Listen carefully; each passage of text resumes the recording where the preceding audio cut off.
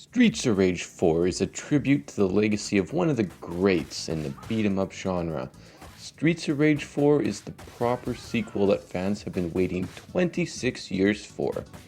It's a classic side-scrolling beat-em-up, so you should know that you'll be punching, kicking, and throwing your way across 12 action-packed stages.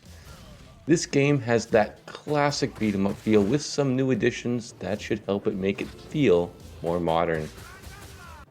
The story is where this game really shines.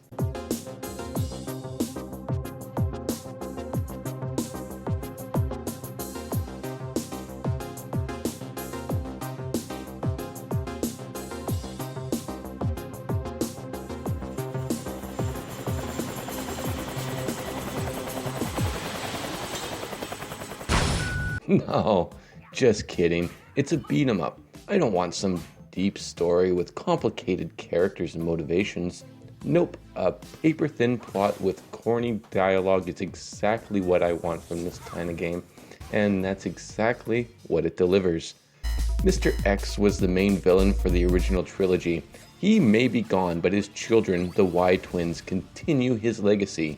Their evil plan is to take over people's minds with sound waves and make them slaves. This is enough to get our main man Axel and his platonic lady friend Blaze out of retirement. The city is at stake and they are gonna take it back from the Y twins. All the characters play very well. Adam also makes his return as a playable character along with his daughter Cherry. Cherry is basically a skate replacement from Streets of Rage 2 and 3. She's not very powerful, but she is very fast. The other new character is Floyd. He's a cyber-enhanced apprentice of the famous Dr. Zan. Floyd is the Zangief character. He's slow, but powerful. The three returning characters are all pretty much just in the middle, and by that I mean they are well balanced in their stats. There are 5 main characters and 12 unlockable characters, so you can be sure this game has some replayability. The unlockable characters are the characters from the original trilogy in all their original pixelated sprite glory. Each character has a super move and a special move. The exception to this is the Streets of 1 unlockable characters. These guys originally only had a basic super move where they would call for backup, and someone would show up in a squad car with a rocket launcher. And that's in this game too. I'm pretty sure they used the original sprites as well. Each character's special move will take off a small chunk of health. Players of the originals will know about this, but this time you can actually get that life back if you land in some consecutive blows without getting hit after the special. This super move is the big and flashy damage dealer. You get supers by collecting star icons throughout the levels. The story is told through an excellent use of still images and voiceover. This story art is really good and fits the game perfectly. You won't just be using your fists here. There are a ton of different weapons lying around for you to use. You can use everything from a street sign to an oversized spear that your character would have a very hard time with in real life. The stages are all very diverse in their designs. You'll be fighting through a police station, the docks, the sewers, because there always has to be a sewer level. The graphics are excellent. I've heard people complain that this game looks like a cheap Flash game. I don't know what those critics were smoking, but this game looks amazing. The graphics have this really cool comic book cartoon presentation thing going for it. It's one of the best looking beat 'em ups that I've ever seen. The animation is flawless.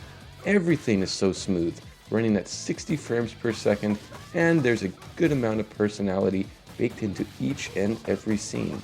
This can be seen in everything from the silhouettes of people partying in a chicken joint, through the kangaroo tending bar, or just the griminess of the docks.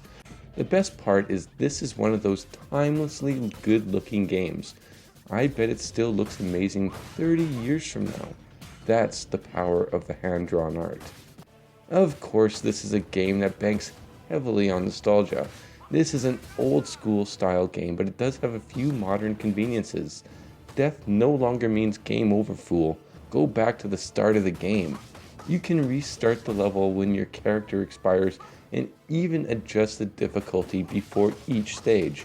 Also, the life that you used to lose when you did a special attack can be recovered by landing a few good punches after your special move. The bulk of the music is masterfully composed by French composer Olivier Delaviere. Excuse me if I mispronounced that. Reading out foreign names can be difficult. The original composer Yuko Koshiro also does some work on this title. The music in Streets of Rage 4 is great, but not quite as great as the original games. And if you would rather listen to the original music, you can also do that. There's an option to play the music from Streets of Rage 1 and 2, and that's a really nice touch. There's a bunch of different modes to play with. The story mode is the meat of the experience. This mode lets you play through the story. You can do this solo, with a friend, or online. The stage select lets you play through any stage. If you pick stage 8, you will only play through stage 8. This is great for practicing and refining your gameplay so you can tackle the harder difficulty modes. In arcade mode, you will feel the burn. You must complete the game on one single credit. This is a real challenge if you're not playing on easy. Only the truly hardcore will spend much time here. Boss rush mode lets you play through all the bosses, and battle mode lets you and your friends battle each other so you can prove your rage and be the king of the mean streets. Streets of Rage 4 is a very fun game. It does right by its predecessors and even improves on some of the more outdated mechanics. The story is fine. The gameplay is excellent. The graphics and art are fantastic. The music is great. And this is just a really good time. Streets of Rage 4 is a must-buy for fans of the genre, but won't do much to convince those people that just can't get into a retro-style experience. Streets of Rage 4 gets a very solid 9 out of 10. It does what it sets out to do in a near flawless fashion.